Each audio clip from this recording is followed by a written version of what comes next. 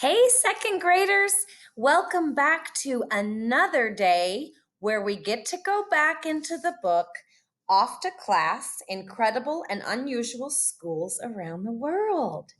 That's right, we're going to do something just slightly different from the last time. Last time, remember, we were answering questions using key details about the problem in protecting the Amazon. Today, we're going to be examining the solution in protecting the Amazon. So I want you to think for a minute, what is a solution? Yeah, it's like a way to fix a problem. Today, we're going to find out more about the solution that the community of Xixhuao, Brazil came up with. So let's take a look back at that article. Remember, it's on Epic, so if you want to go back and reread it and take another look at it, you can do that too.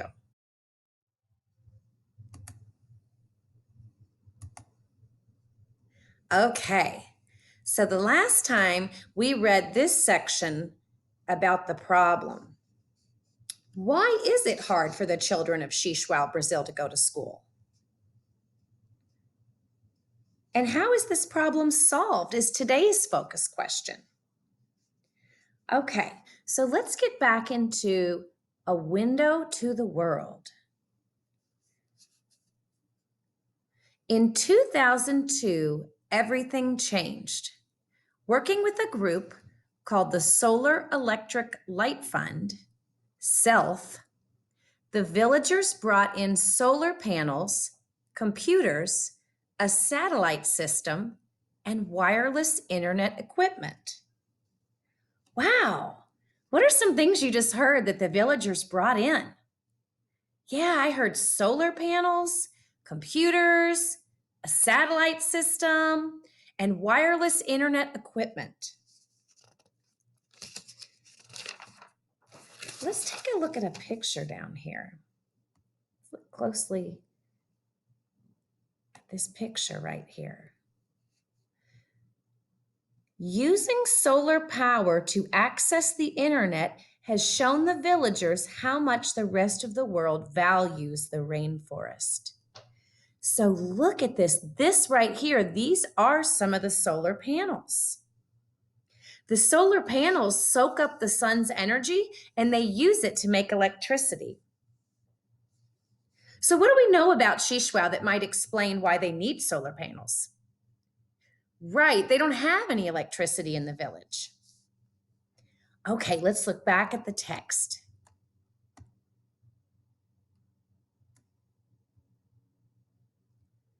They built a new school to house the panels and computer equipment. The internet opened up a whole new world of possibilities for the school and its students. They could access Brazil's online learning program, which gives them the chance to get a high school education without having to leave their village. And they had access to a whole world of information right in their classroom without the need for expensive textbooks. Okay, so what did they build in Mesias's village? Wow, they built a whole school. And what did this new school have? That's right, it had computers. Okay, let's get back to the text. Today, the students in Xixhuao learn to work with computers, digital cameras, and the internet. They connect with schools and students around the world. Adults use the school in the evenings to take online classes. They also book eco-tours and run e-commerce businesses selling locally made crafts. Scooch this over here. Oh, there's a cool fact up here. I'm not sure if I can pronounce it correctly. I'm going to try. The Xixhuao Xixparina Ecological Reserve is owned and run by the Cabocla, one of Brazil's native peoples. This untouched rainforest is home to countless plant and animal species. That's a cool fact. I always like to read this. Okay, learning from the forest. Chris Clark helped set up the school, which has changed what and how it teaches over the years. He says the main challenges for the kids were always the remoteness and the fact that the curriculum is invented in urban Sao Paulo, the largest city in Brazil. It bears no resemblance to their reality. So there's a lot of big words in that section. The remoteness, when somebody's remote, they're far away from everything else. And we already knew that about Shishwao. So that was a challenge for the kids. And then the curriculum or the things they were learning about were invented in a big city. So the big city doesn't live like the people that live here in the Amazon rainforest. So that was really hard for the kiddos to learn from and understand because it was all so different. Well, check this out. Now our kids create some of their own material. We're trying to create a more relevant curriculum with subjects like forestry management, climate change, and ecosystems.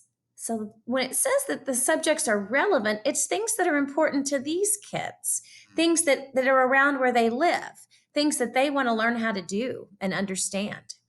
The school has helped the community gain a whole new appreciation for the reserve and its importance in the world. And since families no longer have to move to the city for their kids to finish school, they're able to stay on the reserve and help protect the forest they love. Okay, everything that I read to you today, this A Window to the World and Learning from the Forest, what are these paragraphs mostly about? Yeah, they're kind of the solution, and they're kind of the reasons why the school is so important to the community. The community has to have this school so that people can connect with others around the world, and adults can take classes, and then students can also learn to value and appreciate the rainforest, and the families can stay there in Shishwao. Okay, here's what we're going to do today. I have what's called a note catcher, and that's what you're going to do today. And you're going to set this up in your red reading notebook. So let me flip over to the note catcher.